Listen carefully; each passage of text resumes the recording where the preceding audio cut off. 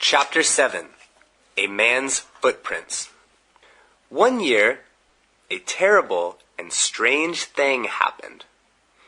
I often walked on the beach, and one day I saw some footprints in the sand. It was very clear that they were footprints of a man. I was surprised and very afraid. I looked around and held my breath to listen. But nobody was in sight. With a gun in my hands, I tiptoed and searched everywhere. Perhaps this was a wild man who killed and ate other men. Perhaps he knew me and was watching me from behind a tree. Perhaps he wanted to eat me. I was more and more afraid and hurried home. I found all my guns and got them ready. I began to make my fence stronger.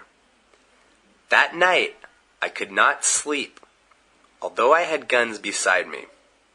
I did not leave my home for several days. In the end, I had to go to the field and to milk my goats. Later, I went back to the beach several times and did not see any wild men or more footprints. But I was still afraid for a long time. I did not go far from my home and did not use my guns, for I did not want to make a lot of noise. I could not forget the footprints, but I did not see any more footprints, and gradually I grew less afraid. I went around the island again and found a secret place for a new, safer home. Then one year, something horrible happened. I went to the other side of the island and walked along the beach.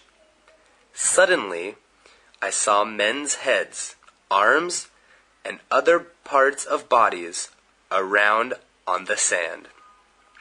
I felt very ill and almost vomited. From the remains of a fire, I could see that some men had eaten other men. I was both afraid and angry. For many months, I watched that beach carefully.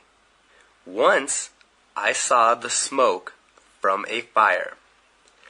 9 wild men were cooking and eating men on the beach. They were dancing and shouting while they were eating. About 2 hours later, they got on their boats and sailed away. I was so angry that I decided that next time they came, I would shoot them. So I set up a watching tower and got guns ready near that beach.